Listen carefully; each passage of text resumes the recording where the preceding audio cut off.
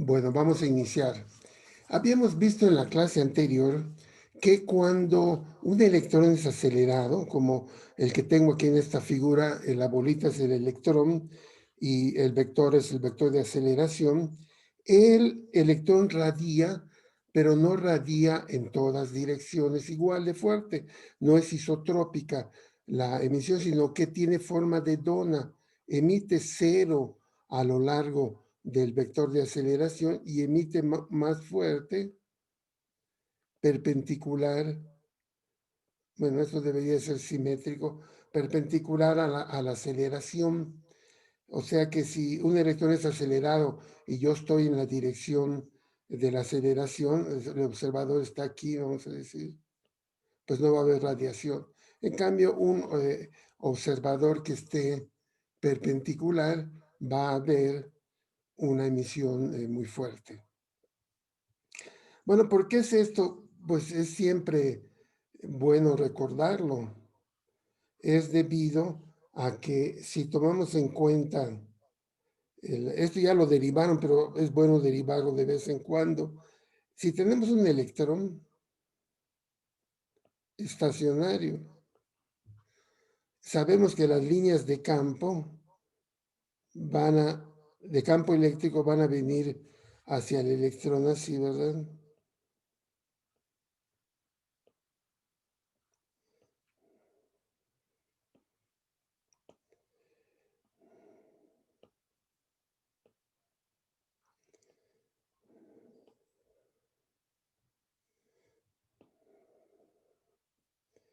Entonces, si el electrón está parado y aquí hay un observador en algún punto de vamos, aquí hay un observador, ¿verdad? Entonces lo que él va a ver es un campo eléctrico que apunta hacia el electrón. Obviamente, esta no es la característica de la componente eléctrica del campo electromagnético, porque sabemos que es perpendicular. ¿Por qué es eso? Porque si aceleramos el electrón y lo cambiamos de posición de donde está, digamos, a una posición aquí cercana, abruptamente, ¿verdad? Lo que va a pasar, esto ya lo vieron, pero siempre es interesante, es que el campo eléctrico se va a dar cuenta de ese movimiento, pero esa información se va a propagar a la velocidad de la luz. Entonces, por ejemplo, el campo eléctrico que del electrón sale así, pues muy lejos apunta en otra dirección y entonces el campo eléctrico va a embonar con el campo eléctrico cercano, va a embonar con el campo eléctrico lejano de esta manera. Igualmente el que sale aquí, pues va a embonar así, el que sale así va a embonar con este, el que sale así, el que sale así va a embonar con este así, este con este, y este pues no, este va a seguir siendo lo mismo. Entonces lo que va a pasar es que alrededor del electrón se va a formar esta perturbación que viaja hacia afuera a la velocidad de la luz.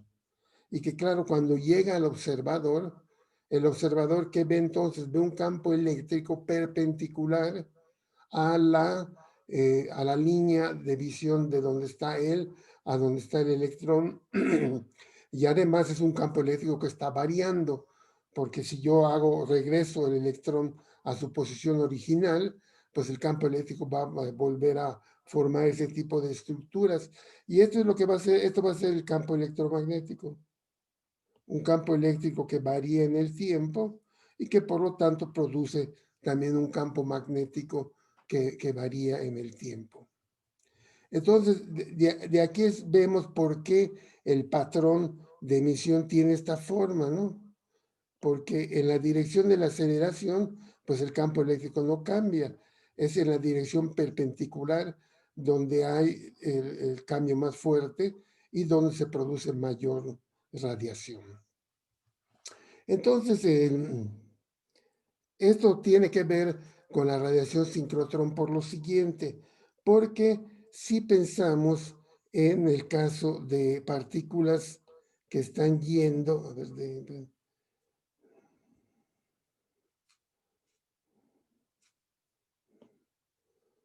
partículas que están yendo a velocidades clásicas, lo que va a pasar es que, déjenme ver,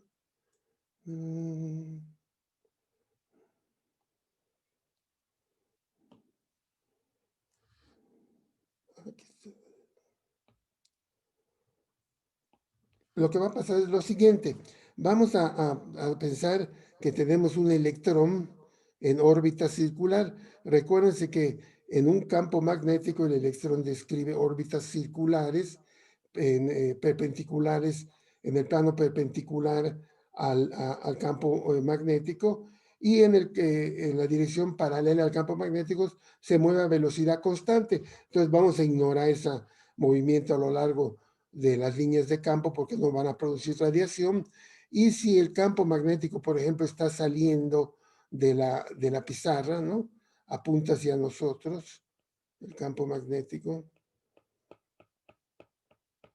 y hay un electrón que se mueve a una cierta velocidad, lo que va a pasar es que va a describir círculos.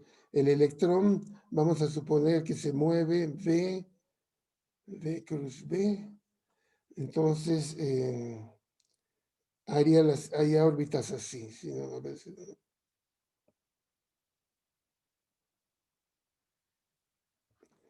aquí estaría el electrón yendo a una velocidad V, ¿verdad?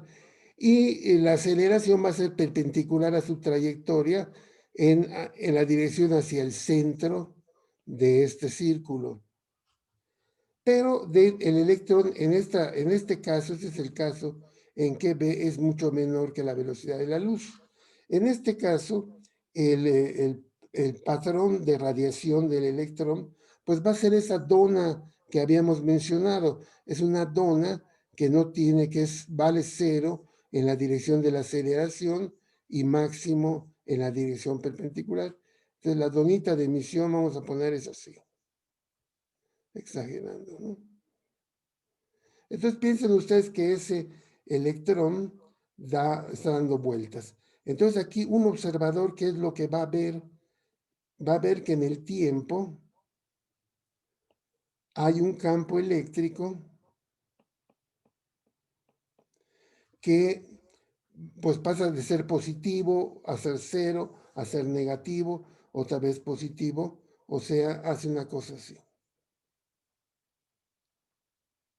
Y entonces sabemos que sacando la transformada de Fourier, obtenemos, bueno, el espectro, obtenemos el campo eléctrico ya no como función del tiempo, sino como función de la frecuencia angular. Entonces aquí tendríamos campo eléctrico como función de la frecuencia, y como habíamos dicho, la transformada de Fourier, esta es transformada de Fourier, de una función seno, es una delta de Dirac, aquí, a la frecuencia de giro del electrón, sería W0. Entonces, esto produce la radiación ciclotrónica, que es una radiación de línea, y decíamos que se observa, por ejemplo, en los pulsares, donde hay campos magnéticos muy fuertes, el periodo de la órbita es muy cortito, y entonces se produce una línea en los rayos X. En cambio, si pensamos en el caso relativista, lo que va a pasar es lo siguiente, vamos a tener lo mismo, ¿no? La trayectoria va a ser circular, el electrón va a estarse moviendo en, en esta dirección, esta va a ser B, y aquí va a estar la aceleración. Dentro está el campo magnético en todos lados, ¿no? Aquí, para que funcione esto. Son las liñitas, estas son las líneas de campo magnético que vienen hacia nosotros, ¿no? Sí, está bien. Entonces, lo que va a pasar, y es lo interesante, es que el patrón de radiación del electrón, visto por el observador en reposo, o sea nosotros, ya va a seguir siendo esa donita, pero distorsionada por efectos de relatividad especial. Y entonces lo que va a pasar es que los fotones que salen del electrón se van a tratar de enfocar en la dirección del movimiento y este patrón de la dona se deforma a una cosa así.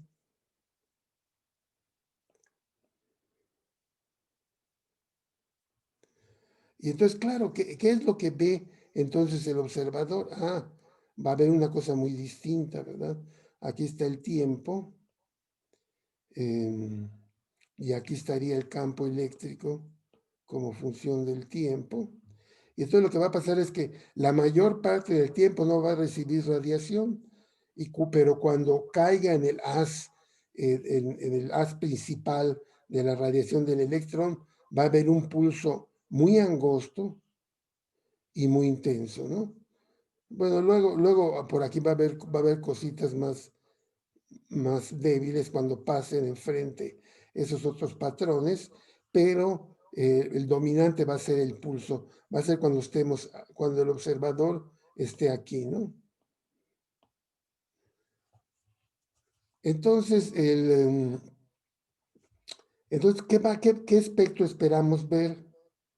Bueno, pues sacamos otra vez la transformada de Fourier aquí y nos va a salir el campo eléctrico, pero ya no como función del tiempo, sino como en función de la frecuencia, que es lo que queremos. ¿Qué podrían decir ustedes de este campo en función de la frecuencia? ¿Qué esperamos? Casi de lo que hemos dicho, ¿qué esperarían, no? Bueno, ok, lo que esperarían sería, como aquí esto es angosto en un plano de Fourier, va a ser ancho del otro, ¿verdad? Y además, aquí el tiempo que va a tardar este pulso, este va a ser una delta de tiempo, que va a ser un tiempo chico, porque ese haz está muy enfocado. Entonces, cada vez que da vueltas el electrón, ¡pum! Cada vez que da una vuelta nos llega el pulso muy fuerte, ¿verdad? Va a ser algo ancho aquí, ¿no? Va a ser algo ancho. No ahorita vamos a derivar cuánto, pero vamos a decir que va a ser algo ancho, ¿no?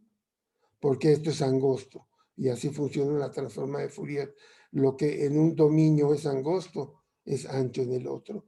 Y además sabemos que el máximo vamos, la máxima energía que se va a producir va a ser del orden de cuando dt por omega sea del orden de 1. O sea, mientras más angosto es este pulso, más alta, hay radiación a más alta frecuencia. Acuérdense en el caso libre, si el electrón pasa muy rápido junto al protón, el pulso es muy angosto y eso produce radiación hasta altas frecuencias. Bueno, entonces lo que vamos a tratar de ahorita de ver es cuánto tarda el pulso, cuánto dura el pulso, que en el caso, digamos, en el caso ciclotrónico, pues es bien ancho, ¿no? Son las funciones seno y coseno, y como esto es ancho, nos da angosto, ¿no? Esto es ancho, nos da aquí angosto. En el caso del sincrotrón, si ustedes quieren, esto es angosto y por lo tanto esperamos un espectro ancho. Bueno, entonces vamos aquí a seguir. Otra cosa a la que llegamos en la última clase fue que... Ay, ¿qué es esto? Ah, perdón, es que aquí hay una interferencia. Eh, En la última clase llegamos a que era posible, usando la ecuación del Larmor y pasándola a términos relativistas, era posible demostrar que la potencia que radiaba ese electrón en promedio iba a ser igual a 4 tercios de la sección recta de Thomson, que es una especie como de la sección recta que ofrece el electrón al paso de la radiación. Beta cuadrada, que si es relativista, pues es 1. Beta es simplemente la velocidad del electrón sobre la velocidad de la luz. El factor de Lorentz al cuadrado, la velocidad de la luz y la densidad de energía del campo magnético. Entonces, esta ecuación, pues vemos, está bastante lógica. Nos dice que el electrón va a perder energía proporcional a cosas como la densidad del campo magnético. Bueno, más fuerte el campo magnético, más se radia. La propia velocidad del electrón, que va a aparecer reflejada más bien en este término, ¿verdad? Porque este va a ser aproximadamente 1, este término de aquí. Pero este sí va a variar, la gama puede ser 1000, 10,000, 100,000, dependiendo de qué tan rápido va el electrón, ¿no?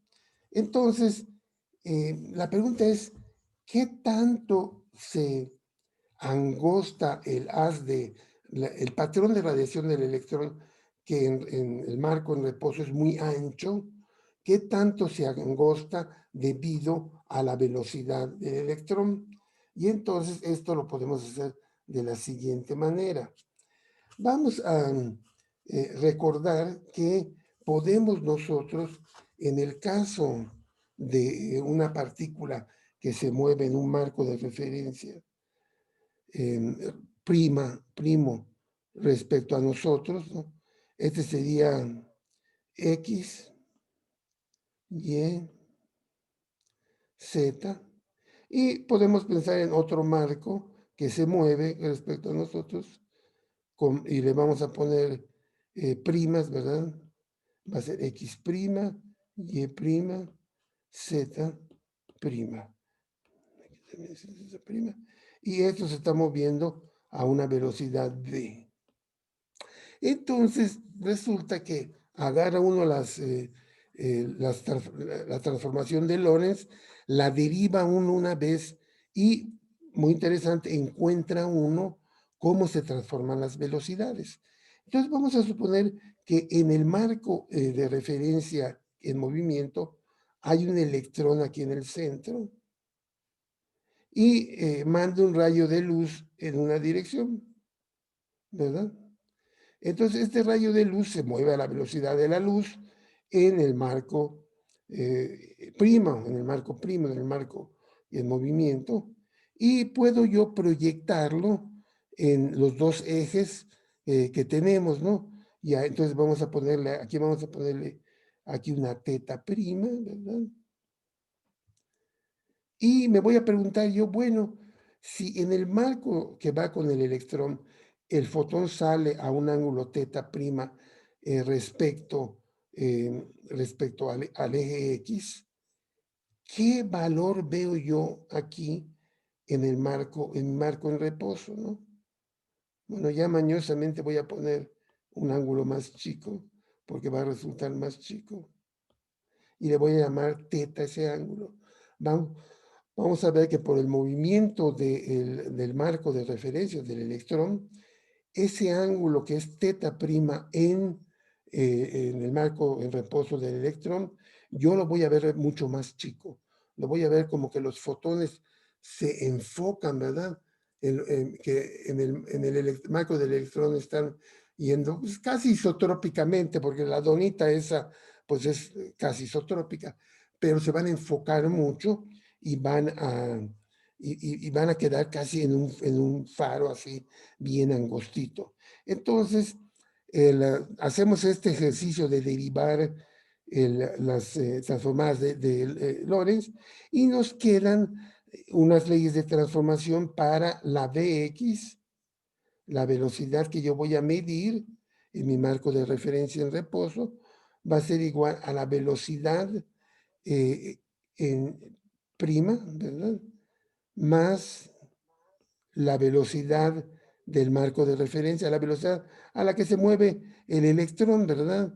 Y esto por 1 más beta b' x sobre c a la menos 1, ¿no?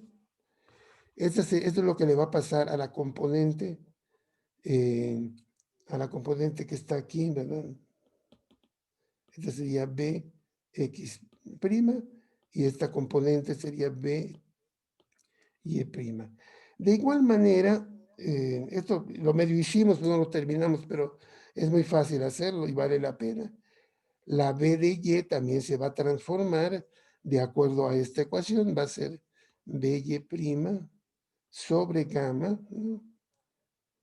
1 más beta bx' sobre c a la menos 1. Entonces, claro, ¿qué es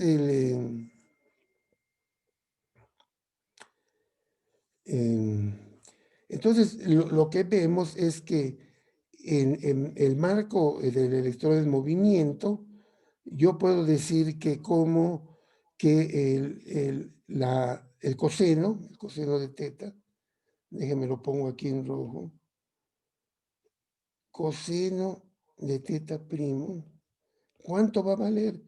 Pues va a valer la proyección del vector velocidad en el eje Y, ¿verdad? A ver, en el eje X, perdón. Sí, va a ser Vx', el cateto, sobre la hipotenusa. Pero ¿cuánto es la hipotenusa? Es c. La verdad, sabemos que la velocidad total de la luz va a ser c en los dos marcos de referencia, con todo y que eso suena bien raro, pero es la clave de la relatividad especial. De igual manera, el seno de teta prima va a ser igual a la componente de la velocidad en y sobre la hipotenusa. La hipotenusa es c. Ahora, en el marco, en reposo, en el marco que estamos nosotros viendo las cosas, vamos a ver que coseno de teta, pues va a ser igual a Vx, ¿verdad? La velocidad que vemos nosotros proyectada sobre c. De nuevo, aquí no cabe. De nuevo,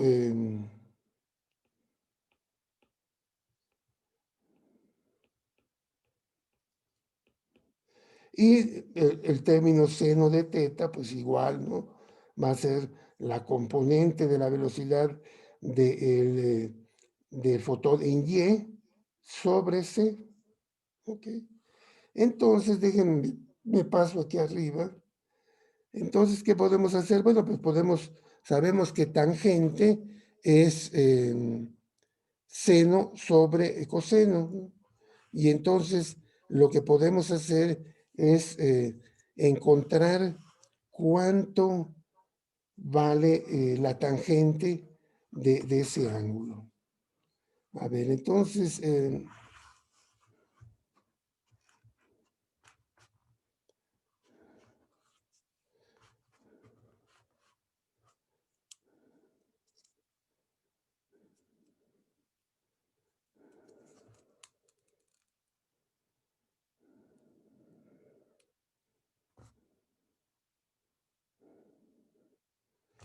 okay,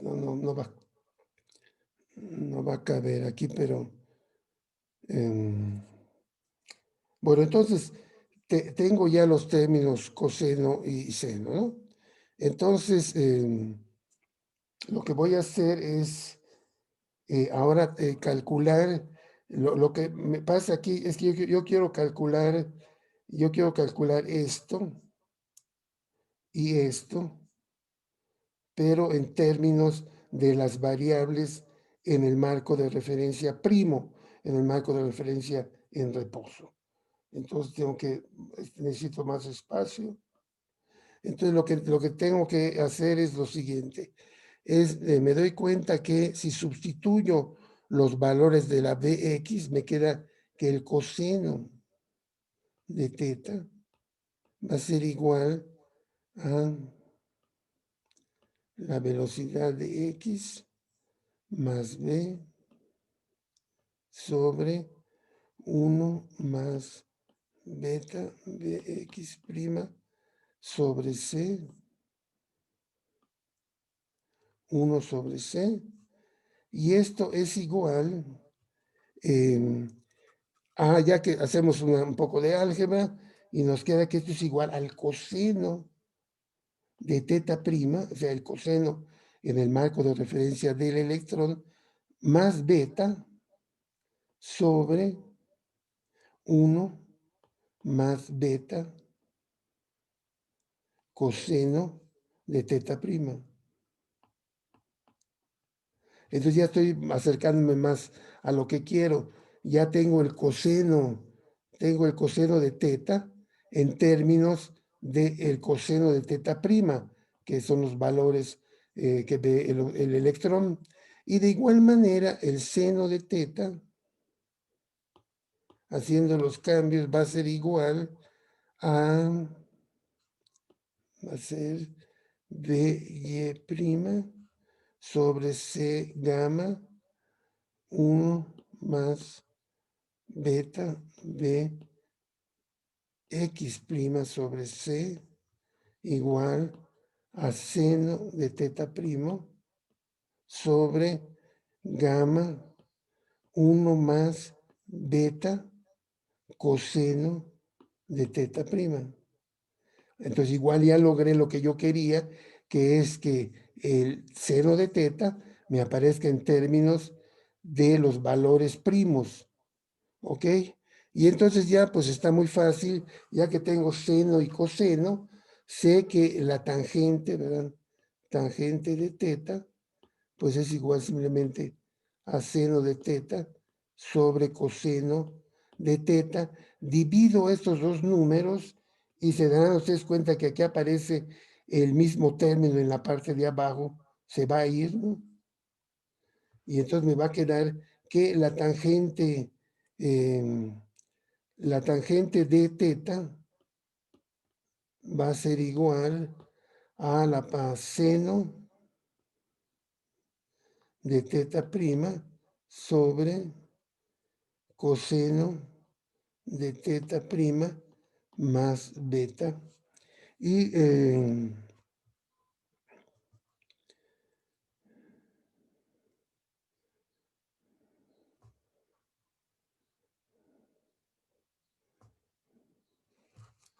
ok, entonces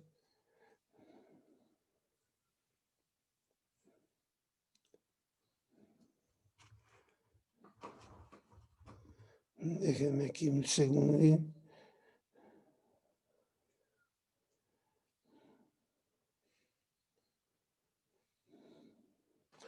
Ok, entonces ya sé qué vamos a hacer. En el marco de referencia del electrón, ¿verdad? El electrón está... déjenme...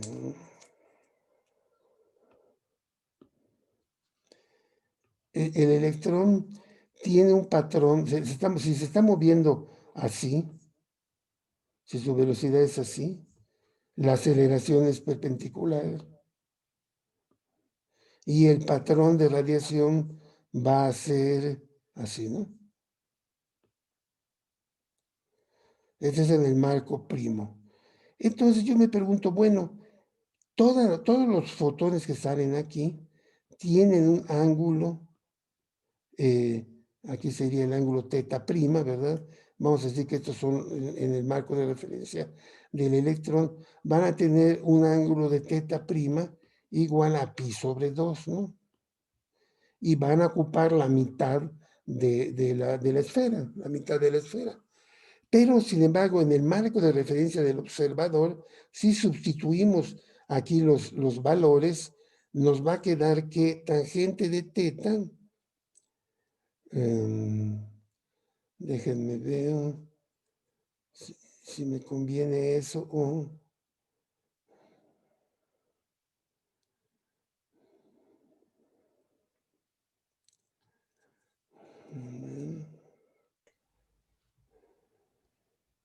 Sí, claro, es que si lo dejo así me va a salir cero. Entonces, no me va a salir seno de teta, no, sobre beta. Entonces, no es lo que quiero. Déjenme le pienso un segundito. Lo que necesito yo ahora calcular es cuánto este ángulo que, vamos a decir, el ángulo que en el marco del electrón es pi sobre 2, o sea, 90 grados.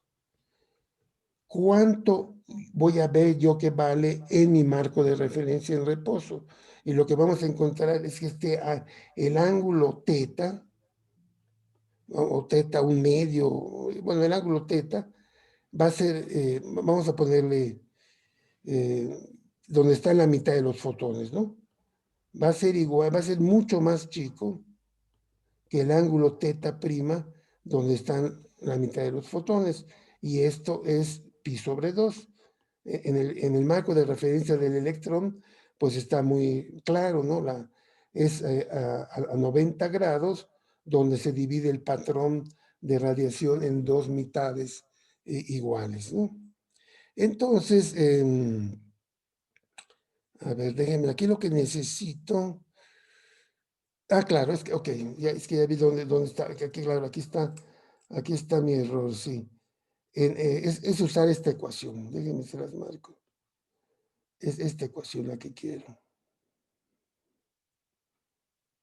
Y entonces lo que voy a hacer es, aquí lo vamos a sacar, es que entonces si yo tengo seno de teta prima, esto va a ser 1, ¿verdad? Esto va a ser igual a 1. Este término va a ser, lo estaba yo haciendo mal, esto va a ser 0, porque coseno de 90 es 0, y lo que nos va a quedar es que el seno de teta va a ser igual a 1 sobre gamma. Esta es la ecuación clave. Fíjense porque, regresando a esta es la ecuación importante, esta de aquí. Nos da que seno de teta prima es sobre gamma 1 más beta, coseno de teta prima es seno de teta. Pero claro, cuando teta prima es 90 grados, esto es 1, esto es 0, esto es 0, se va este término, y nos queda nada más 1 entre gamma. Y claro, esto quiere decir que otra manera de ponerlo, ¿verdad? Es que teta va a ser el ángulo cuyo seno es 1 entre gamma. Y les decía yo, la gamma puede ser muy grande, puede ser 1000, puede ser 10.000. Entonces quiere decir que el seno de teta va a ser muy chico. Puede ser muy chico si la gamma es muy grande. Y esto hace que el patrón original de radiación que decíamos que está así, ¿verdad? Es así. En el marco de referencia se vea del electrón está así. Y tenemos aquí que la mitad de los electrones salen en esta dirección, se va a transformar en una cosa muy distinta, se va a deformar en una cosa que el lóbulo que va en la dirección del movimiento va a quedar así, ¿verdad? Y el otro lóbulo va a quedar así. Todos se quieren ir en la dirección de la velocidad y aquí, entonces, aquí lo que va a pasar es que la mitad de los fotones van a estar en un ángulo, vamos a ponerle así, teta prima, que es mucho menor que teta. Aquí no me salió así como mucho menor, pero es que estoy usando, este patrón sale para gamma de 4, o 3 o 4, ¿no? Si le pongo 1000, no lo puedo ni dibujar, porque realmente me sale una cosa delgadísima, me sale un haz delgadísimo que apunta en la dirección del movimiento. Ok, entonces, esto sirve para demostrar que que lo que ocurre es que entonces la radiación queda confinada en un cono muy angosto y el observador lo que va a ver no va a detectar nada, ¿no? Y el electrón va a estar dando la vez y cuando pase perpendicular a él, ¡paf!, va a recibir un pulso debido a ese lóbulo y luego otra vez va a bajar mucho, va a bajar a cero a primera aproximación, hasta que dé otra vuelta y ¡tum! nos vuelva a iluminar por una fracción muy breve de tiempo, ¿no? Entonces, ese haz, ¿no? Lo que va a hacer es que el tiempo, el tiempo que vamos a durar, digamos, iluminados, va a ser un tiempo muy breve, va a ser un tiempo del orden de lo que tarda en dar una vuelta, que es mucho tiempo, pueden ser horas, pero claro, el tiempo en el que nos llega el pulso es una fracción pequeñísima de segundo, y eso es lo que hace que el espectro sea ancho y que llegue a altas energías, ¿verdad? Entonces, en otras palabras, lo que yo voy a estar detectando va a ser de un montón de electrones, me van a estar llegando pulsos bien así angostitos, ¿no? Y claro, vamos a suponer un solo electrón, ¿no? Entonces luego, ¡puing!, me llega otro pulso. Así, entonces claro, la separación de un pulso a otro es muy grande. Puede ser, por ejemplo, cientos de segundos en condiciones astrofísicas. O sea, el electrón tarda, no sé, una hora o 10 minutos en dar la vuelta, pero el chiste es, el ángulo importante, ¿verdad? Perdón, el tiempo importante es este de aquí.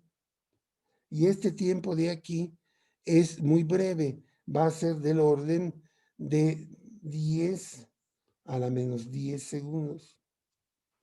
Ustedes dirán, ¿tanta diferencia? Sí, tanta diferencia.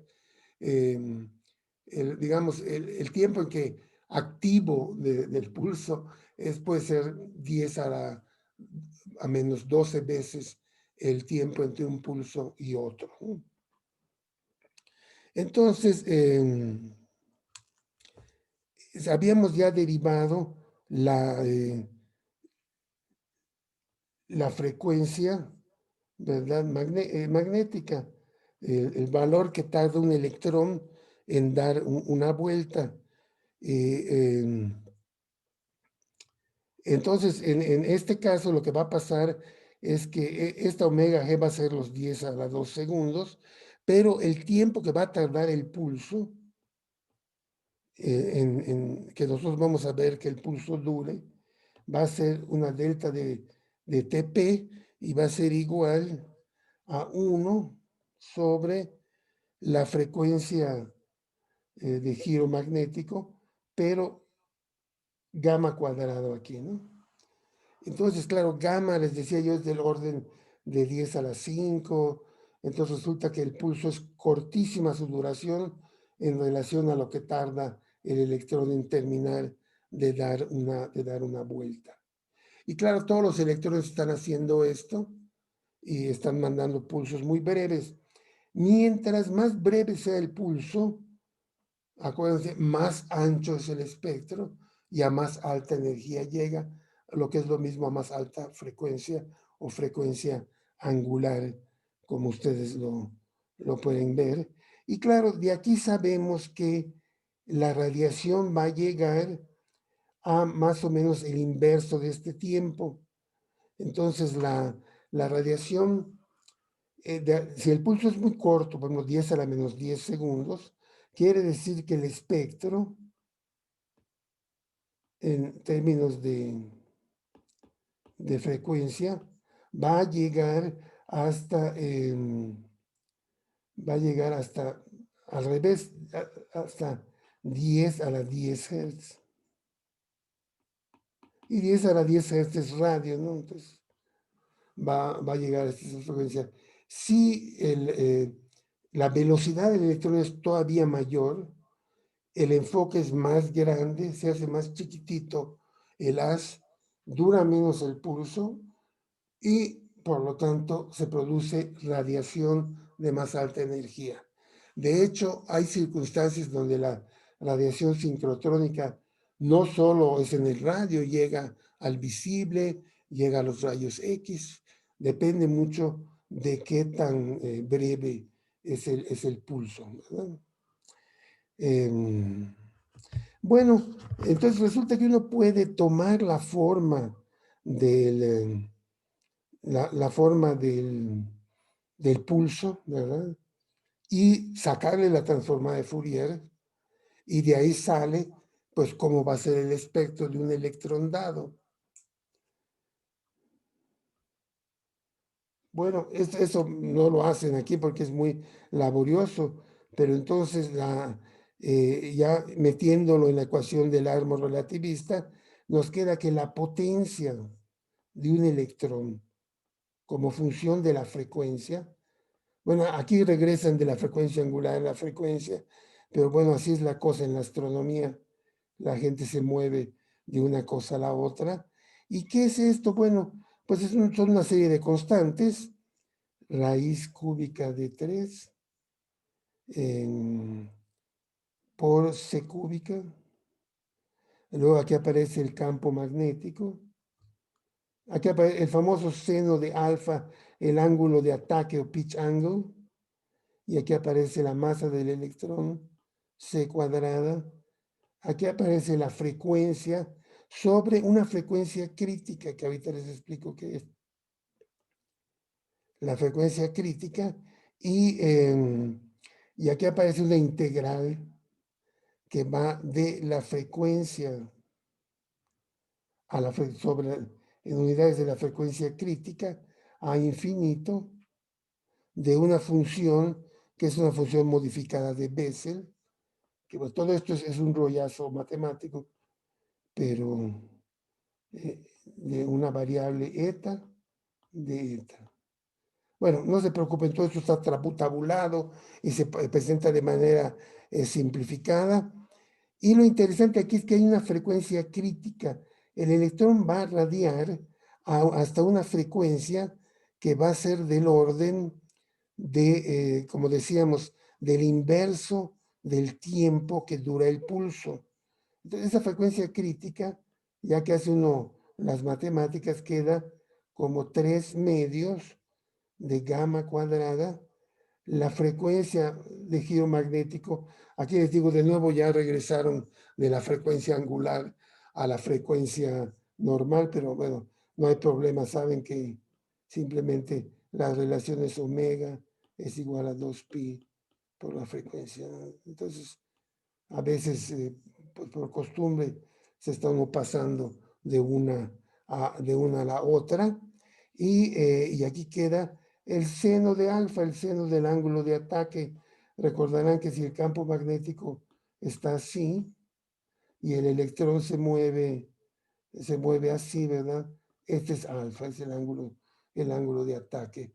Normalmente lo que uno hace es tomar 90 grados y ya no preocuparse mucho de las cosas, para que quede uno allá en lugar de eso. Entonces, aquí esto es muy interesante porque esa frecuencia crítica nos dice más o menos hasta qué frecuencia va a emitir el electrón en radiación sincrotrónica y nos permite, pues, por ejemplo, si te dicen, hay radiación en rayos X, entonces tú sabes que esta frecuencia crítica es muy alta, no va a ser, digamos, 10 a la 20, vamos a decir, hertz, ¿no? Entonces, ching, ¿cómo le hago? Pues, o bien la gama es muy grande, o bien la frecuencia angular del electrón, la frecuencia magnética del electrón es muy grande para lograr valores tan grandes. En radio, lo que pasa es que normalmente en radio, en las ondas de radio, pues gamma es del orden de 10 a la 5 y nu es del orden de segundos. Entonces, pues nos sale 10 a la 10 como una frecuencia y eso está bien porque pues las frecuencias de radio son del orden de 10 a la 10, 10 a la 11 Hertz. Entonces, uno puede graficar esta función así tan enredosa y queda una cosa así, ¿no? Si esta función, a todo esto de aquí, viene a ser la frecuencia, viene a ser una función que va más o menos así, ¿no? Si aquí ponemos la frecuencia sobre la frecuencia crítica, oh,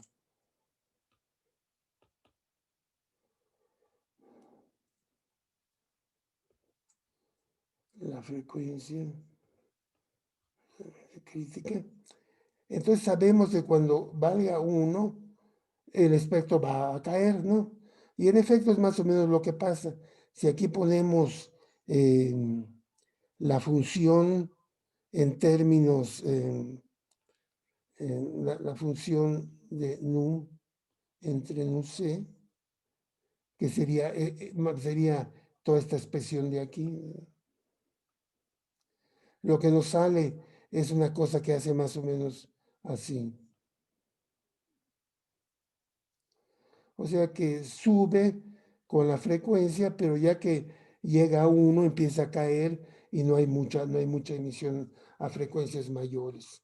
Entonces, esta ecuación es una ecuación también clave, porque nos va a permitir, si vemos radiación sincrotrón, por ejemplo, en el ultravioleta o en radio, yo puedo ya de eso, solamente de eso ya un poquito decir cosas del campo magnético a través de esta ecuación y de la velocidad de los electrones a través de esta otra componente.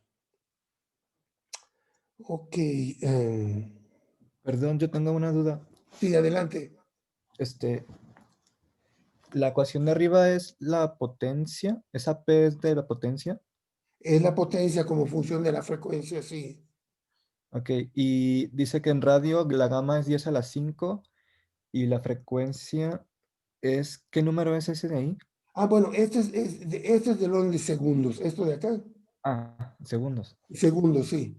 Sí, es lo que en un campo normal interestelar, vamos a decir de 10 microgauss, un electrón moviéndose a velocidades clásicas, porque acuérdate que este término es para el movimiento clásico, dura segundos en dar una vuelta, ¿no? Dura segundos. Y eso es lo que permite que, bueno, que entonces se produzca radiación a esa frecuencia. Si ya sea la frecuencia magnética o la gamma son muy grandes, entonces se produce radiación a más alta frecuencia. De hecho, se produce en el óptico, en los rayos X.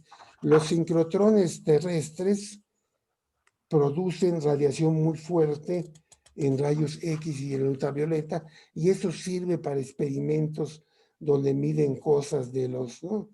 Miden cosas de la materia. Y ahí lo que hacen es el campo magnético es grande, y entonces, pero la gama es muy, muy grande, y logran producir radiación óptica, ultravioleta, de rayos X, ¿no? La frecuencia para el caso clásico se le llama la girofrecuencia, ¿no? La girofrecuencia. Y, a ver, es lo que preguntas, para checar lo que tú te preguntas, sabemos que en algún momento comentamos que la frecuencia angular, debido a campos magnéticos, la girofrecuencia es algo así como 17.6 por 10 a la 6, perdón, 10 a las 6 radianes por segundo por el campo magnético en Gauss. Pero puedes ver que si yo meto aquí un campo magnético de 10 a la menos 6, pues se cancelan estos dos términos, ¿no? Y me queda que se da una vuelta cada 10 segundos o algo, ¿no? Entonces a la omega G se le llama la girofrecuencia angular, y a la VG sería la girofrecuencia nada más, ¿no? Sí, sí, hagan preguntas porque eso aclara las cosas, ¿no? Entonces, básicamente lo que está pasando es que La radiación sincrotrón llega a altas frecuencias gracias a un efecto relativista, que es este enfoque de la radiación en la dirección del movimiento. Si no, sería muy difícil producir radiación de alta frecuencia, a menos que el campo magnético fuera una barbaridad, ¿no? Como en el caso, decíamos, del pulsar ese, que vimos que tenía una línea en los rayos X, o sea que imagínense cuánto es. Pero de nuevo, si tomamos esta ecuación de aquí, ¿verdad? Y digo yo, estoy viendo una línea ciclotrón en los rayos X, ¿qué quiere decir? Que la B tiene que ser como del orden de 10 a la 12 o 10 a la 13, para que multiplicada por 10 a la 6 me dé 10 a la 19 o 10 a la 20, que es donde están los rayos X, ¿no? Entonces, el detectar las cosas y saber su frecuencia nos dice mucho de qué es lo que qué condiciones tiene el campo magnético y los electrones que están produciendo esta radiación. Sí, a ver qué otra cosa les puedo preguntar. Eh,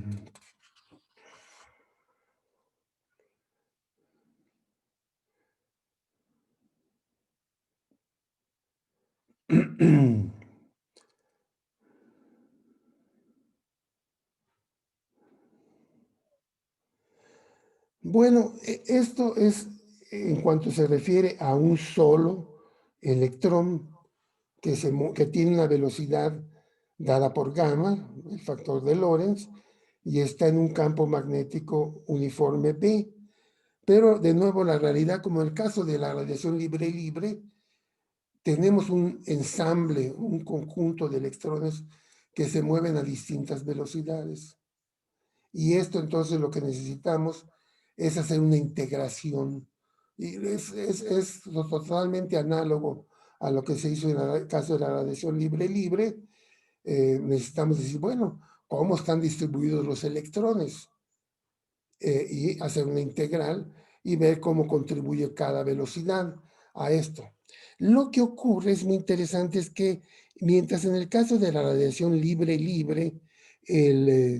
los electrones están distribuidos en una distribución de Maxwell, y eso pues nos permite hacer una integral porque conocemos bien la forma, y además sabemos que normalmente el libre, si está producido por gas que es fotoionizado, normalmente tiene 10.000 grados Kelvin, no siempre, pero tiene del orden de 10.000 grados Kelvin, y nos sale pues una cosa bastante sencilla, ¿no? Bueno, en este caso tenemos la frecuencia crítica, esa es la cosa, digamos, importante. Y si sustituimos, a ver, vamos a ver, em, la frecuencia crítica de aquí, pues sería lo más importante que de recordar, va a ser igual a 3 medios del seno de alfa, donde alfa es el ángulo de ataque o pitch angle. Entonces, la energía de los electrones sobre mc cuadrada, esto al cuadrado, y aquí si ponemos aquí los valores de la girofrecuencia para que sea más explícito, 2 pi me, esto también es me, c. Entonces nos damos cuenta de algo muy interesante, que la frecuencia crítica pues va a depender de constantes, estos 3 medios, pero va a depender de la energía de los electrones al cuadrado y del campo magnético. Bueno, si ustedes quieren, para ser más exactos, el campo magnético perpendicular a la trayectoria, porque el paralelo no acelera y por lo tanto no produce radiación. Bueno, esto es un problema clave de la radiación sincrotrónica, y es que la frecuencia crítica es producto de dos cosas. Y no vamos a poderlas dividir fácilmente. Yo, si quiero tener una frecuencia alta, una de dos: o tengo un campo magnético grande, o la energía del electrón. Aquí, por cierto, energía es en sentido relativista, ¿no? La energía es gamma, me c cuadrada. Es la energía en reposo por el factor de Lorentz. Y este va a ser un problema que ahorita vamos a ver cómo se le da la vuelta. Si yo tengo radiación en rayos X, pues puedo decir que el producto de cuadrada por B es algo, pero no puedo separarlas. Es muy difícil separar la E de la B. Una puede ser grande, la otra chica, las dos medianas, pero ahorita vamos a ver cómo se le da la vuelta a ese problema. Bueno, otra cosa interesante, entonces decíamos, es que yo tengo el espectro que produce cada electrón debido a su velocidad. Y entonces, si yo conozco la distribución de electrones, puedo hacer una integral y encontrar el espectro de sincrotrón para un caso en que hay electrones moviéndose a distintas velocidades, que es un caso más realista. Lo que ocurre es que mientras en el caso de la radiación libre, decíamos que la distribución de electrones es una distribución de Maxwell, que la conocemos muy bien. En el caso de los electrones relativistas, la distribución es muy distinta. Es una distribución de ley de potencia. ¿Qué quiere decir esto? Quiere decir que el número de electrones con una cierta energía, o lo que es lo mismo, con una cierta gama, porque de la ecuación anterior vimos que energía y gamma están relacionadas, por el diferencial de energía, va a ser proporcional a la energía a la menos una potencia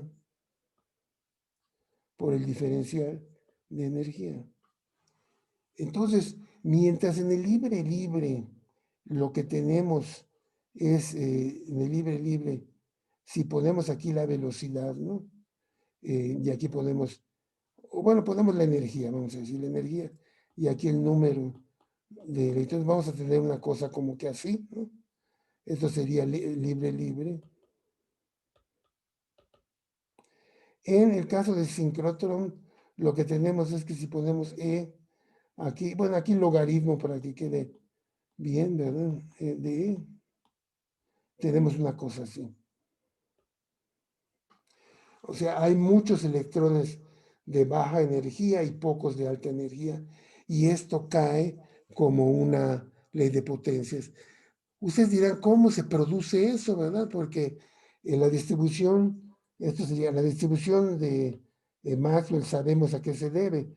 Se debe a que si yo dejo chocar entre sí los electrones, se van distribuyendo la energía, de modo que casi inmediatamente después de 3 o 4 colisiones ya están distribuidos en la distribución de Maxwell.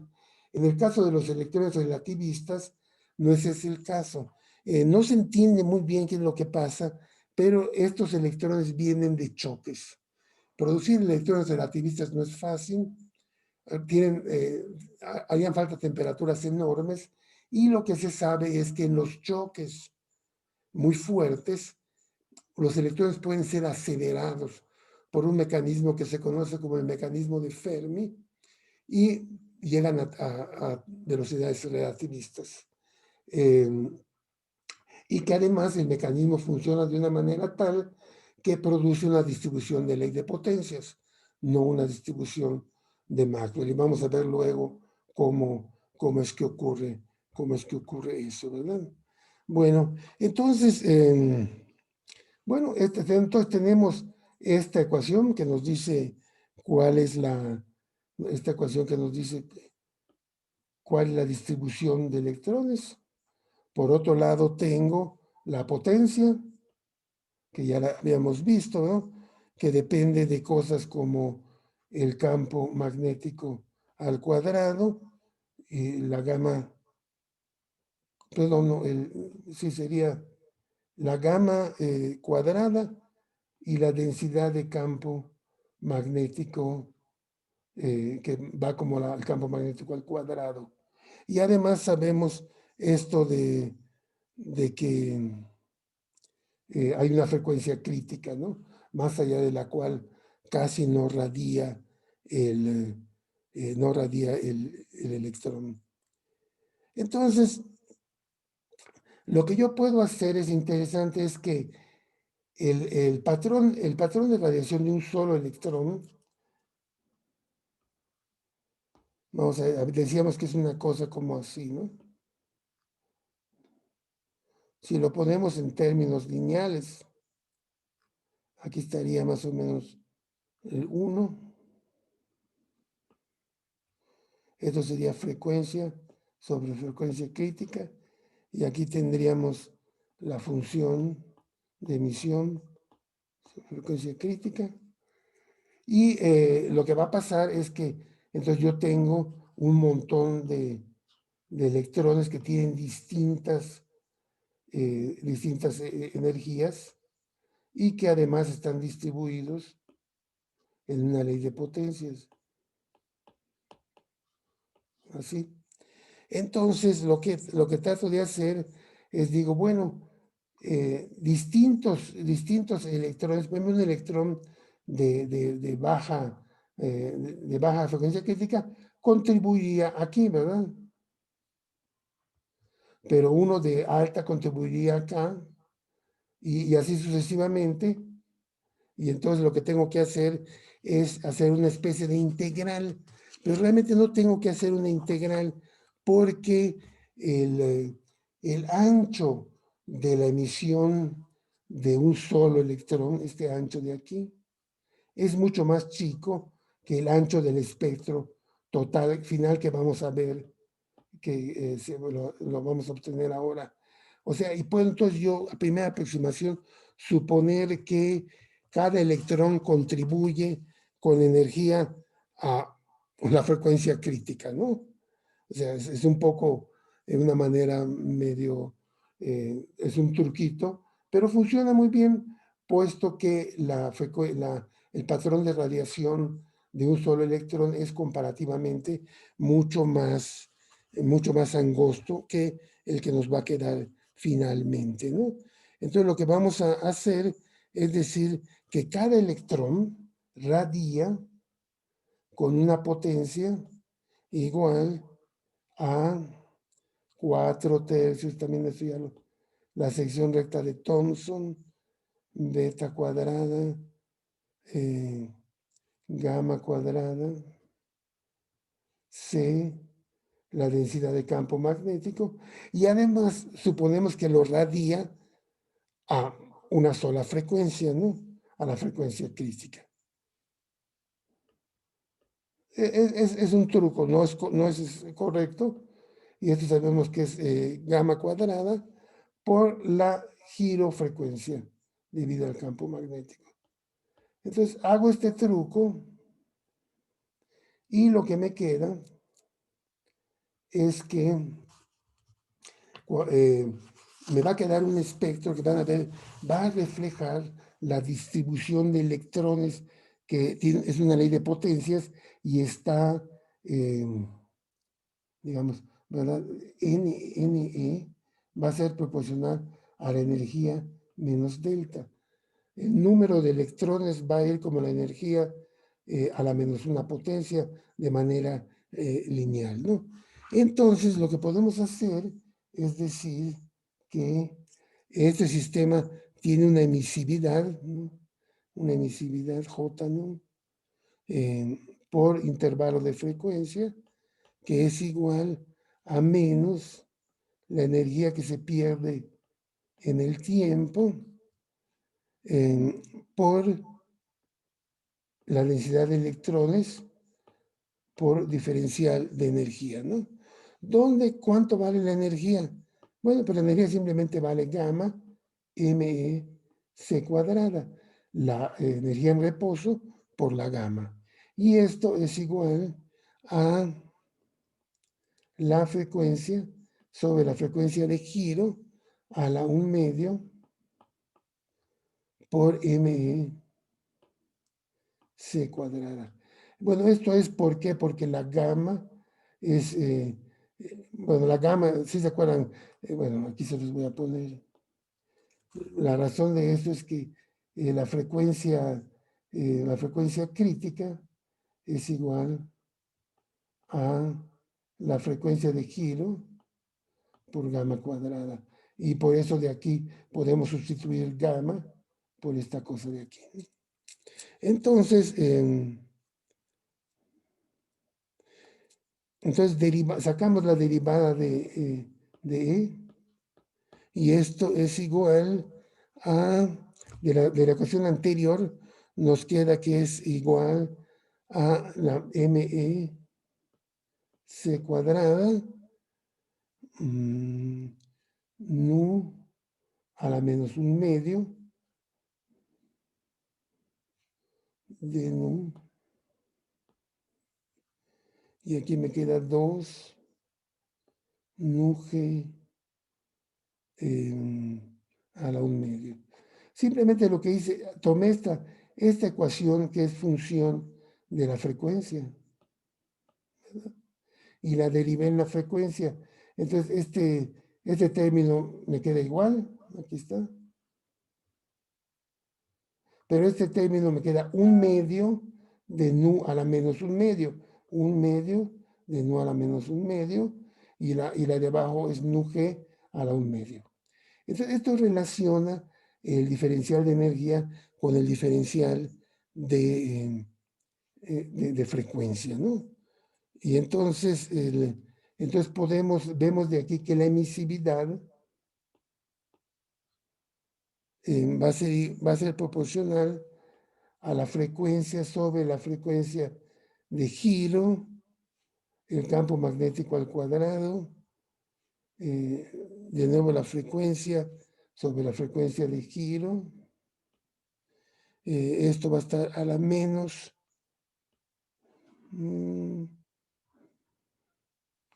delta entre 2. Y aquí va a quedar nu, otra vez sobre nu G a la menos 1/2. Bueno, esto lo pueden checar luego, pero viene directo del álgebra, ¿no? Y esto pues simplemente se puede simplificar a que la emisividad va como el campo magnético a la delta más 1 entre 2. Y aquí viene lo interesante, ya que junto todos los términos de la frecuencia, que son tres, fíjense que hay uno, aquí hay otro, y aquí hay otro, me queda que nu queda como 1 menos delta sobre 2. Esto viene de que aquí está la 1, ¿verdad? Aquí la frecuencia está a la 1. Aquí está la menos delta sobre 2 y aquí está la menos 1. Y entonces ya que juntamos estos tres exponentes, pues me queda este de aquí, me queda este exponente de aquí. Entonces quiere decir que la emisividad, pues depende del campo magnético como sospechábamos, pero más interesante aún, depende depende de la frecuencia, va a depender con la frecuencia de cierta manera, ¿no? Entonces,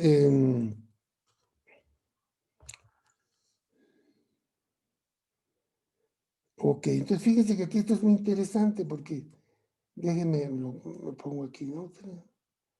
Porque por un lado, habíamos dicho que los electrones estaban distribuidos en el proporcional a E a la menos delta.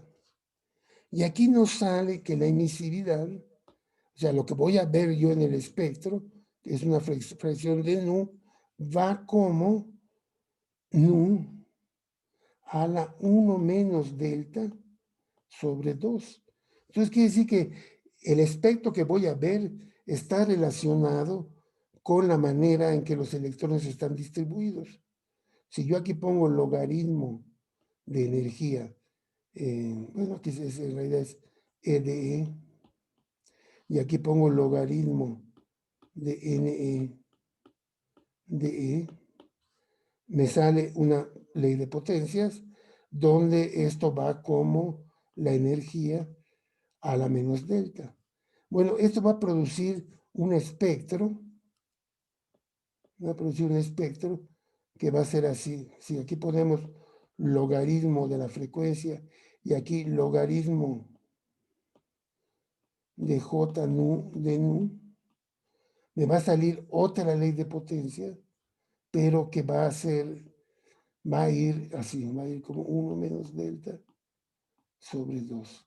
Este es un resultado muy importante porque nos permite relacionar a las partículas que producen la radiación con la radiación que producen. Y resulta que la gente sabe que estudiar los rayos cósmicos, que tienen protones, núcleos de helio, pero también electrones, se sabe que delta es del orden de 2.5. ¿Ok? O sea, decae muy rápido, ¿no? Hay muchísimas más partículas de baja energía que de alta energía. Y entonces si yo tomo este número y lo meto aquí, me va a quedar que 1 menos 2.5 es menos 1.5 entre 2, me va a quedar menos 0.75. Ya ese factor, que se le llama alfa, pero ahorita no hay que confundirlo, con la alfa del ángulo de ataque, ¿no? A esto se le acostumbra llamar alfa. De modo que tenemos, pues, frecuencia, ¿verdad? Menos alfa. Entonces, esto es muy interesante porque lo que nos dice es que yo esperaría que las cosas que emiten sincrotrón en el espacio tuvieran una ley de potencias que va más o menos como la frecuencia a la menos 0.75. Bueno, resulta que ese es lo que se observa, ¿no? Y es súper interesante. Entonces, la relación es que esta alfa, el índice espectral, es igual al índice de energía de los electrones menos 1 sobre 2. Esta es una ecuación clave y nos dice que de alguna manera los rayos cósmicos que nos llegan a la Tierra son los mismos que producen la radiación sincrotrón. Y pues esa es la idea, ¿no? De que las supernovas, en los chorros de objetos de microcuasares y cuasares, se producen choques, se producen electrones relativistas que producen sincrotrón, que detectamos directamente, pero también se difunden por el medio interestelar y finalmente llegan a nosotros y en forma de radiación, bueno, en forma de partículas, pero también la radiación da lo mismo, ¿no? Y entonces esto es muy interesante, el valor de la delta refleja la ley de potencia inicial de los electrones, mientras que la alfa, que de nuevo les digo, no es ya el ángulo de ataque, sino estamos usándolo como el índice espectral, están relacionadas, ¿no? Ahora, lo que pasa es que este índice que vemos aquí, ¿verdad? Esto que vemos aquí es válido a altas frecuencias, bueno, a frecuencias relativamente altas, donde la emisión es ópticamente delgada.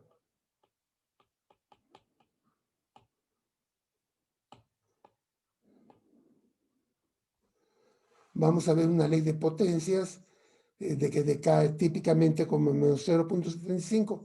Va a haber otros casos, pero a primera aproximación eso es sorprendente. Muchísimas cosas tienen ese índice, un índice espectral parecido, ¿no? Pero lo que ocurre es que a bajas frecuencias, la radiación la radiación sincrotrónica también se hace más opaca a bajas frecuencias y llega un momento en que se autoabsorbe. Y este índice se ve, cambia, ¿verdad?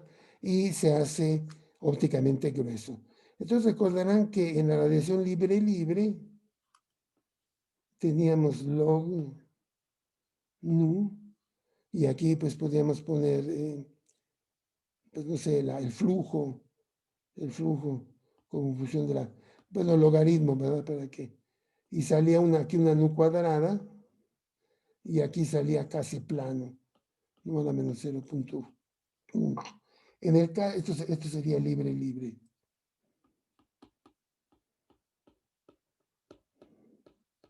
En el caso del sincrotrón, lo que nos va a salir es que de nuevo, aquí voy a poner logaritmo de la frecuencia, aquí logaritmo del flujo, del flujo como función de la frecuencia, y sabemos que a altas frecuencias nos va a salir un índice que típicamente, bueno, va a ser nu a la menos, bueno, más que vamos a ponerle 1 menos delta sobre 2.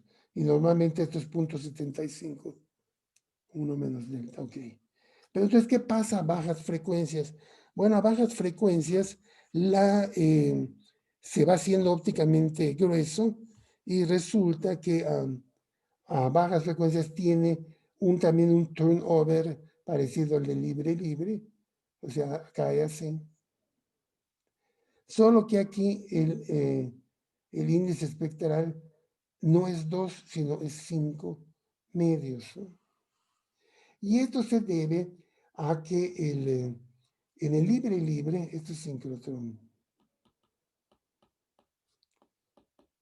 no sale nu cuadrada, porque en realidad estamos viendo la cola del cuerpo negro Rayleigh Jeans, que es nu cuadrada.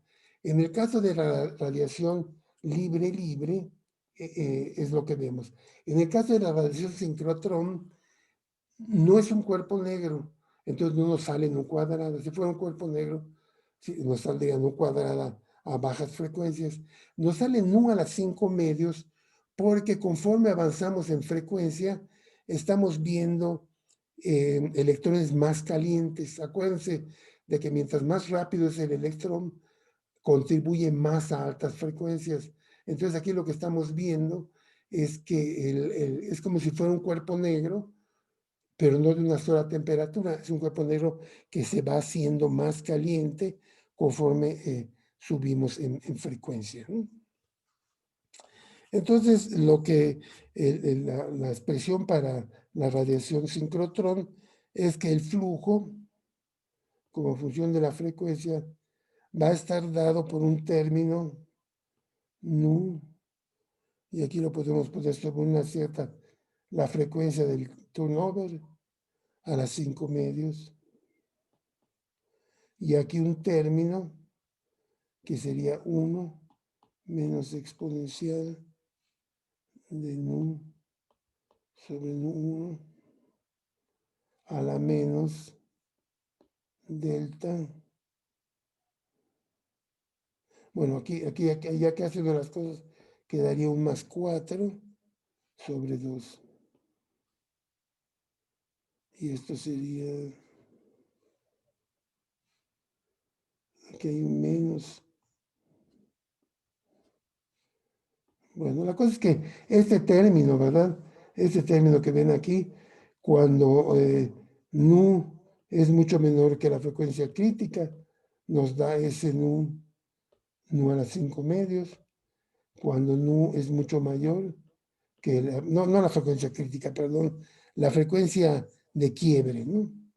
Porque entonces este espectro lo que va a quedar es que aquí donde le vamos a llamar nu 1, al punto donde pasa uno de ópticamente grueso a ópticamente delgado, y entonces aquí vamos a tener ese nu va a ir típicamente como 9 a la menos 0.75.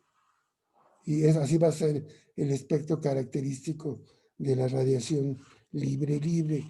En realidad lo que pasa es que así como hay, los electrones tienen distintas energías, va a resultar que en una región va a haber una mezcla de regiones con distintos campos magnéticos, con distintas regiones más energéticas que otras, y resulta que los espectros pues no son tan así bonitos y sencillos como este, sino que pueden estar complicados. Hay casos en que sí está así el espectro, ¿verdad? Hay casos en que uno grafica, ¿verdad? El espectro, tiene uno mediciones a muchas frecuencias y le queda a uno una cosa así muy bonita, pero supónganse que hay, por ejemplo, dos regiones, una región más, con más campo magnético o con más energía que la otra. Entonces lo que va a pasar es que se van a superponer. Va a haber una región así, ¿verdad? Pero luego puede salir otra acá, ¿no? Y entonces hay todo tipo de, si hay muchas regiones, se tiene lo que llaman un espectro plano, que es que, imagínense que yo tengo esta situación y tengo, pues aquí tendría yo una contribución de una región, ¿verdad? Pero luego otra región contribuye aquí, otra región contribuye aquí. Entonces, claro, lo que acabo viendo es una cosa como un espectro como plano, ¿no? Y muchas veces se observa eso y se atribuye a la combinación, a la presencia de componentes múltiples que tienen o distintos campos magnéticos o distintas energías, ¿no?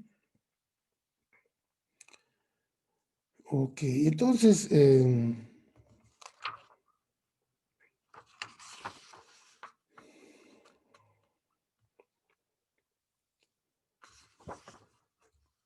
les platicaba yo que es muy difícil separar la componente de la energía de los electrones de la energía magnética. Están las dos presentes. Si los electrones son muy energéticos, se puede producir mucha radiación, aun cuando el campo magnético sea débil, o el campo magnético puede ser muy fuerte y los electrones no tan energéticos, o una combinación. Entonces está este problema de esta, como digamos, dualidad en el sentido de que no puede uno, en principio, separar el campo magnético de la energía de los electrones. En otras palabras, era lo que decíamos que nos salía anteriormente, que la emisividad en la región ópticamente delgada va como, o si ustedes quieren la frecuencia crítica, va a ir como el campo magnético perpendicular por la energía de los electrones al cuadrado. ¿Cómo separo esas dos contribuciones? Bueno, la manera más clara de hacerlo es suponiendo, pues lo único que se nos ocurre es decir que hay tanta energía en el campo magnético como en el movimiento de los electrones. Y a este concepto se le llama la equipartición de energía, que nunca ha quedado claro si es cierto o no, pero eso es lo que se usa, ¿no? Ante la falta de mejores ideas. Entonces, ¿qué es lo que hacemos? Bueno, pues decimos que yo tengo la intensidad que recibo de, de la fuente, ¿verdad? Bueno, y puedo pensar mejor en una luminosidad. ¿Cuánto va a valer esa luminosidad? Bueno, pues va a ser la integral de la luminosidad como función de frecuencia por diferencial de frecuencia integrada de 0 a infinito. Pero en realidad vamos a trabajar nada más en la región de radio y vamos a integrar de una frecuencia mínima a una frecuencia máxima. Ok, esto es simplemente una definición de es una definición de la luminosidad. Típicamente, que va a ser, bueno, frecuencia mínima, vamos a tomarla algo así como 10 a la 7 Hz, y es una frecuencia bien baja, ¿verdad? Es 10 megahertz. Y una frecuencia máxima tipo 10 a la 11, 10 a la 11 Hz, que sería como 100 gigahertz. Bueno, esto es aproximado, no se preocupen mucho. Entonces, por un lado, la densidad de energía de los electrones relativistas va a estar dada por la siguiente ecuación. La energía, a ver, la densidad de energía de los electrones, pues va a ser igual a la integral también de la energía por el número de electrones que hay a esa energía por el diferencial de energía. Igual esto lo debería yo de integrar de 0 a infinito, pero lo voy a integrar de una E mínima a una E máxima, porque también pues vamos a ver que el hecho de suponer que hay una frecuencia mínima y una frecuencia máxima quiere decir que hay una energía mínima y una energía máxima para un campo magnético dado, ¿no? Entonces,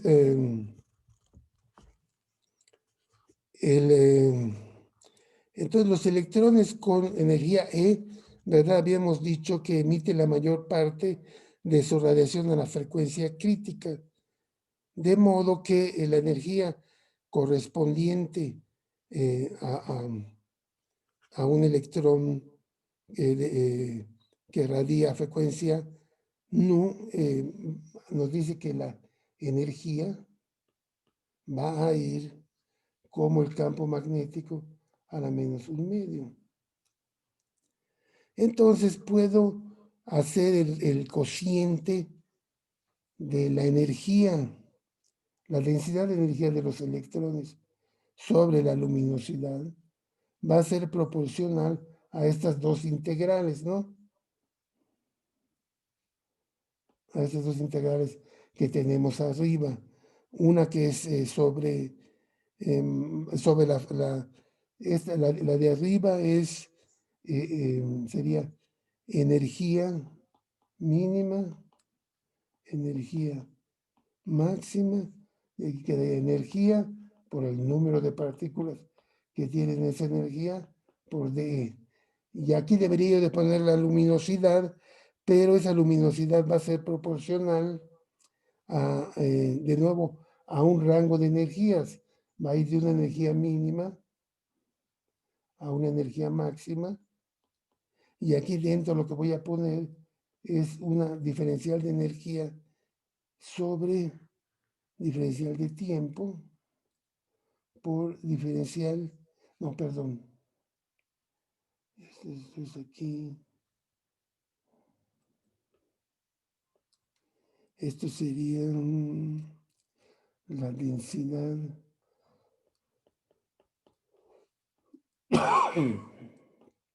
de, aquí está, ok. Ok, entonces,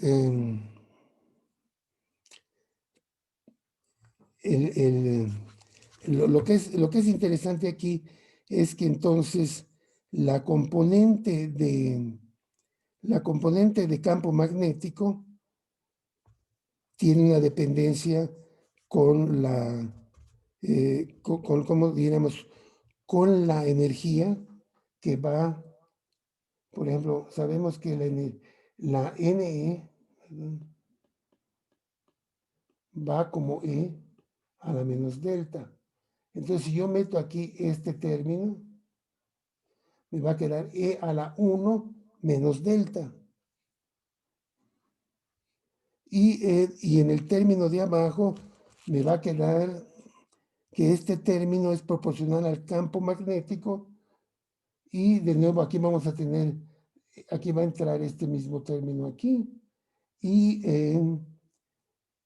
voy a voy a, digamos, a tomar la definición de frecuencia crítica. Y bueno, para hacer corta la historia, nos va a quedar que la densidad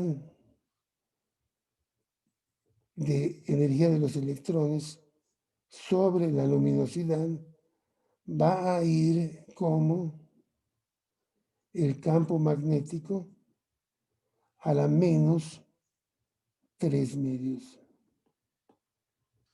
O sea que la densidad de la energía eh, para una luminosidad dada va a ser igual al campo magnético de la 3 medios, ¿no? Entonces, por otro lado, sabemos que la densidad de campo magnético es proporcional al campo magnético al cuadrado. Y entonces, lo que yo puedo decir ahora es lo siguiente, puedo decir que la energía total que hay en esa región, ¿verdad? Pues va a ser igual a la energía que hay en los electrones, más la energía que hay en el campo magnético. Bueno, esto estamos, creo que todos de acuerdo. Yo tengo una duda. Sí, sí. Este, las dos ecuaciones de hasta menos arriba, ¿por qué son casi iguales y nada más a la de abajo le falta la L? Ah, bueno, es que simplemente estamos suponiendo una luminosidad constante. Estamos, y además estamos usando puras proporciones nada más, ¿no? Ah, Entonces, no estamos proporcional. Entonces, aquí estamos suponiendo que esta es una constante. Es una fuente que tiene una cierta luminosidad. Entonces tú dices, bueno, si está fija la luminosidad, ¿cómo se relaciona la densidad de energía de los electrones? O sea, las velocidades que tienen y la densidad de electrones que hay con el campo magnético. Y la relación es esta. No lo derivé muy bien, pero está hecho en el libro y lo pueden ver, ¿no? Y por otro lado, el campo magnético, pues bueno, sabemos que es B cuadrada, ¿no? Entonces, el pasar de aquí a aquí, pues es simplemente suponer que esto es una constante, ¿no? No es nada más estamos tratando lo que estamos tratando de hacer es de poner la energía total de la región, que estamos de acuerdo, es esta, ¿no? Es la suma de la energía en electrones con la energía en el campo magnético, la estamos tratando de poner en términos de una sola variable, porque lo que vamos a hacer, pues estamos tratando de poner U en términos del campo magnético. Y bueno, sabemos que esta no hay problema, esta automáticamente depende del campo magnético, pero el truco es esto, ponerlo en términos del campo magnético, que es, por eso se hace esta derivación, que no la hice en detalle, pero está aquí en un par de páginas del libro, ¿no? O sea, la densidad electrónica también se puede poner en términos del campo magnético. ¿Por qué? Porque lo que quiero hacer ahora es derivar la energía total como función de B y encontrar el mínimo. Entonces, cuando hago eso, ¿verdad? Derivo la energía total como función del campo magnético, lo cual ya puedo hacer porque este término va como B cuadrada y este término va como B a la menos 3 medios. Hago esa derivada y me queda que esto es igual, bueno, aún acepta la derivada, ¿verdad? De UE más V sobre dB y la hago igual a cero. ¿Por qué a cero? Para buscar el máximo o mínimo, ¿no? Vamos a ver que tiene un mínimo en realidad esta ecuación y por eso la idea de la equipartición es decir, bueno, ok, vamos a suponer que se dividen las energías, pero vamos a hacerlo un poquito mejor. Vamos a suponer cuál es la combinación de energía magnética y de energía en partículas relativistas que me produce esta emisión y es una energía mínima. Entonces, lo de la equipartición de energía no es exactamente cierto, porque equipartición hubiera sido decir que UE es igual a UB, ¿no? Esto sería equipartición. Pero vamos a ver que se puede hacer un poco mejor, pero es un factor de orden unidad el que sale ahí. Entonces, ¿qué hago? Sé que la energía total es la suma de la energía en electrones más la energía en campo magnético. Pongo la energía en electrones en términos del campo magnético y derivo la energía total, la densidad de energía total sobre el campo magnético, la igualo a cero, ¿verdad? Y entonces me queda que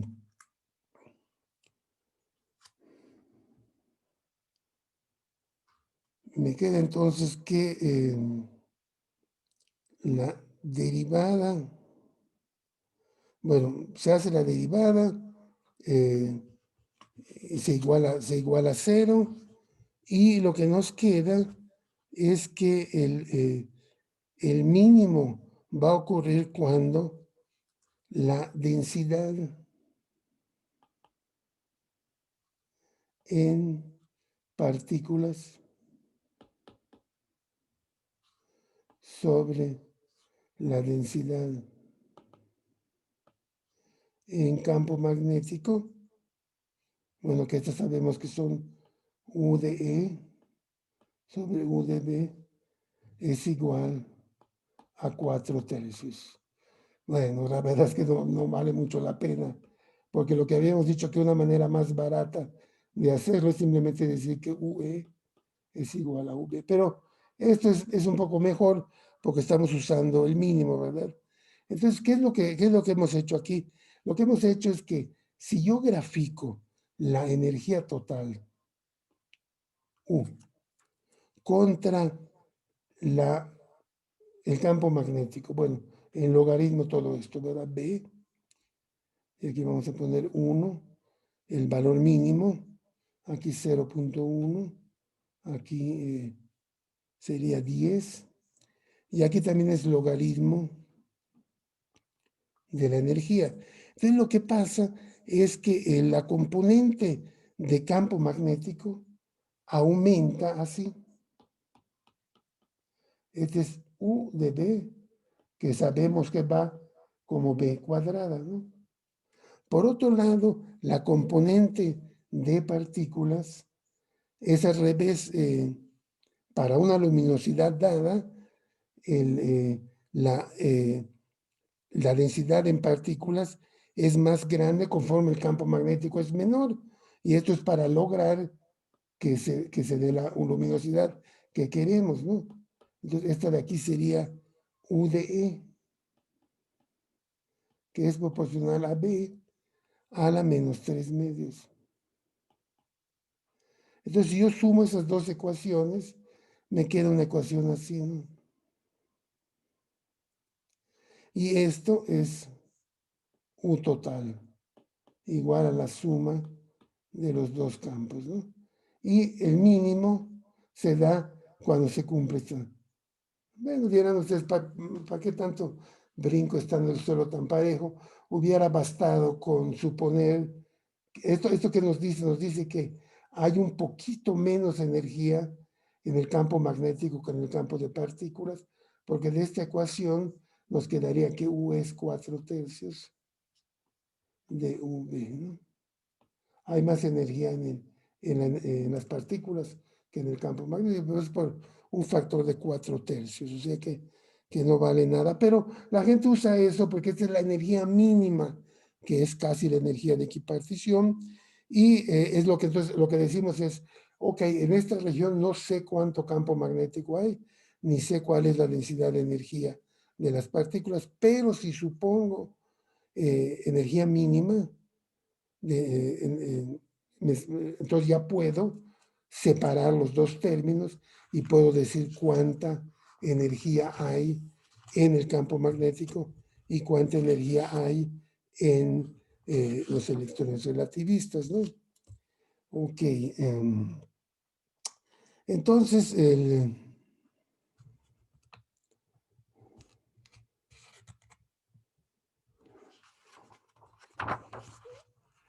realidad, esto de si la equipartición o la energía mínima son ciertas, pues la verdad es que no se sabe bien, ¿no? Porque es muy difícil determinar de manera separada estas dos componentes, pero pues se sabe que está justificado por razonamientos lógicos, ¿no?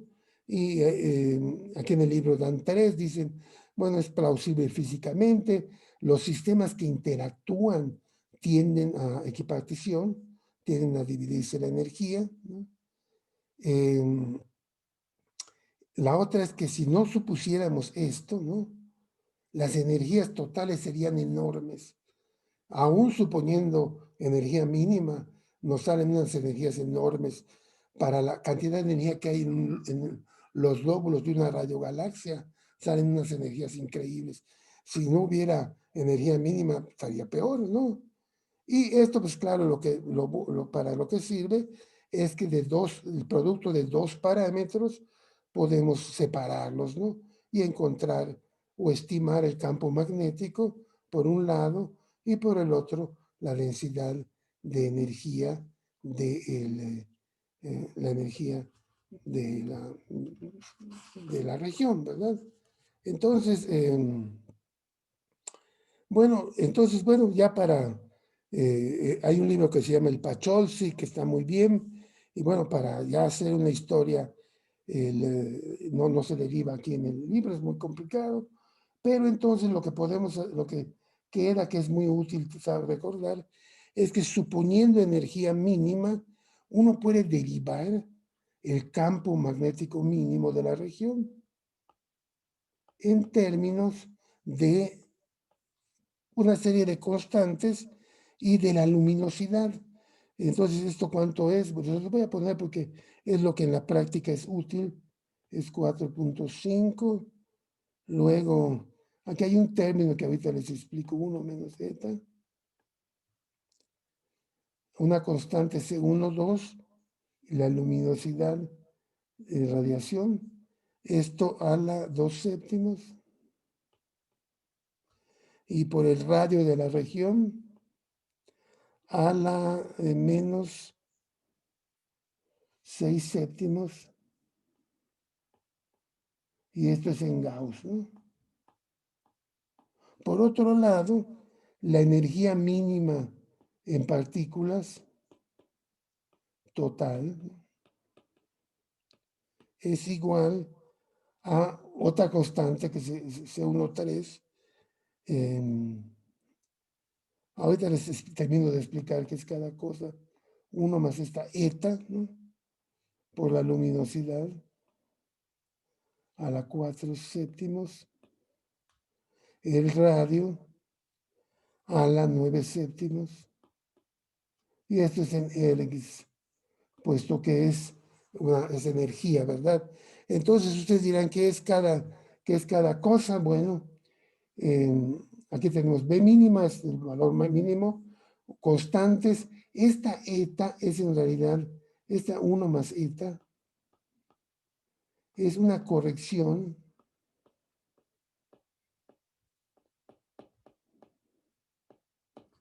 por otras partículas. Porque todo esto lo estamos haciendo suponiendo que lo único que emite son los electrones. Pero vamos a suponer que hay junto con los electrones protones que tienen la misma gama. Entonces hay que poner una eta, que es el cociente de masas, es 1800. Normalmente la gente lo hace, la verdad lo hace con uno, suponiendo que nada más hay electrones. Luego el C12 y C13 son constantes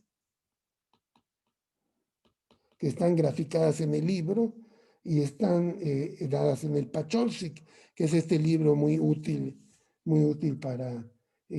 encontrar, para encontrar los parámetros de la A ver si 1, 3, aquí me equivoqué.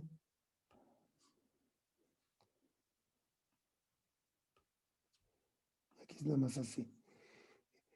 Luego, ¿qué otra cosa hacemos? Ah, la L, pues la L es la integral, aquella que decíamos, de nu mínima a nu máxima, de la luminosidad como función de frecuencia. Aquí nos pueden salir cosas enormes, nos pueden salir 10 a la 8 luminosidades solares o cosas así extremas.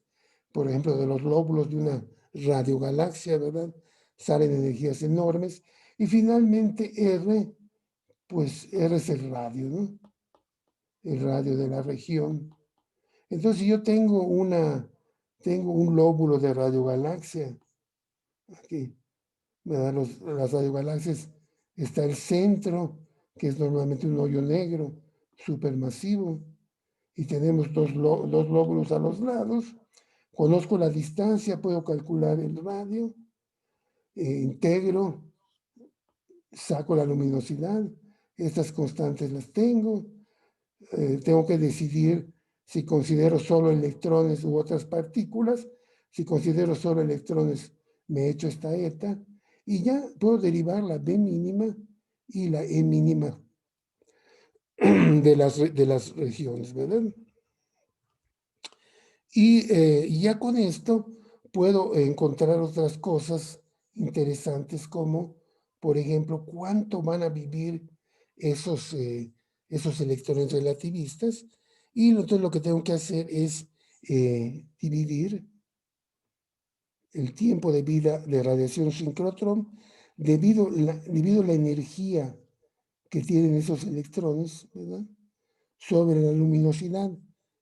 La energía está en ergs, aquí lo pueden ver, y la luminosidad está en ergs por segundo. Entonces, eso nos sale en segundos, ¿no? Entonces, si tenemos una región, le aplicamos todo este tratamiento, sacamos el campo magnético mínimo, sacamos la energía mínima, conocemos la luminosidad porque podemos integrar la emisión de la fuente y me sale cuánto duran los electrones en esta situación, ¿verdad? ¿Cuánto dura? Bueno, y va a depender en una radiogalaxia, en los lóbulos, pues pueden durar millones de años, pero en un chorro, digamos, de un microcuasar, pues duran horas, ¿no? Se pierden toda su energía en cuestión de horas. Entonces, bueno, bueno, ya para terminar esta parte, entonces, bueno, lo más interesante es aplicarle esto a un objeto.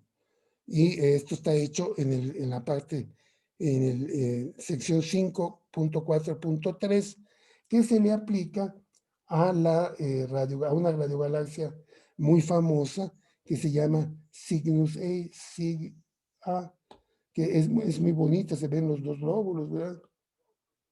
Y en el centro se ve cómo salen chorros. Este es el centro. Y entonces se conoce muy bien todo, sabemos que bueno, no es redonda, pero vamos a suponer que tiene un radio, ¿verdad?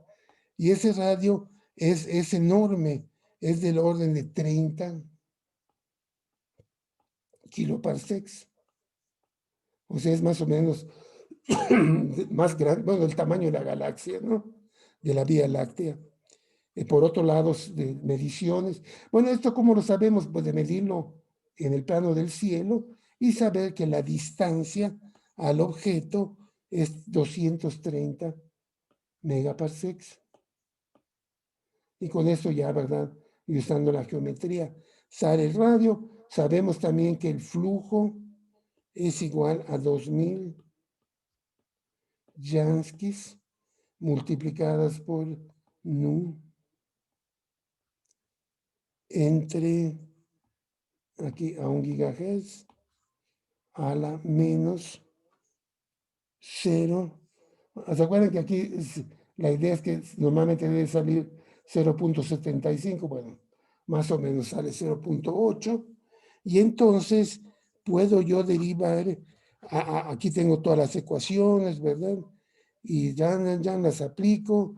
Por ejemplo, me sale que la luminosidad, integrando la luminosidad como función de la frecuencia, es bastante grande, ¿no? Es 3.5 por 10 a la 11 luminosidades solares. Bueno, esto creo que es sumando los dos lóbulos, pero de todas maneras es una energía enorme. O sea que estos lóbulos radian lo que radia la galaxia, pero en ondas de radio, ¿no? Entonces agarra uno las ecuaciones, lo mejor es escribir un programita que nos permita calcular las cosas y nos sale que la B mínima, usando las ecuaciones, ¿verdad?, que vimos, es 10 a la menos 4 Gauss. Bueno, 100 microgauss, ¿no? 100 microgauss, sí.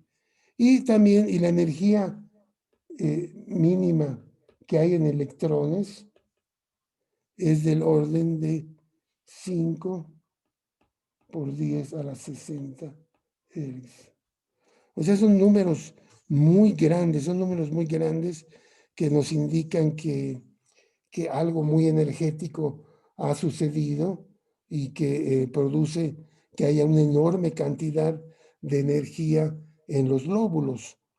Y claro, la gente decía, no, pues ¿cómo puede ser que se hayan formado estas cosas? Bueno, pues la idea es que, como saben ustedes ya modernamente, todo el mundo acepta que en el centro hay un hoyo negro supermasivo, en inglés supermassive black hole, que tiene unos jets muy poderosos y le inyecta energía a los lóbulos, y así es como los lóbulos son muy luminosos y tienen muchísima energía en campos magnéticos y en partículas relativistas. De hecho, es muy interesante porque cuando se descubrieron las radiogalaxias, lo que pasó fue que se conocía una radiogalaxia, ¿no? En el óptico se veía así, que igual era Cygnus, era esta. Es una galaxia elíptica, ¿no? Y cuando los radioastrónomos fueron e hicieron el mapa, pues les salió una cosa así, ¿no? Casi no detectaban de la galaxia, pero sí detectaban de dos regiones aledañas, de dos regiones hacia los lados de la radiogalaxia, y por eso se les llamó lóbulos, porque son como las orejas de la radiogalaxia, ¿no?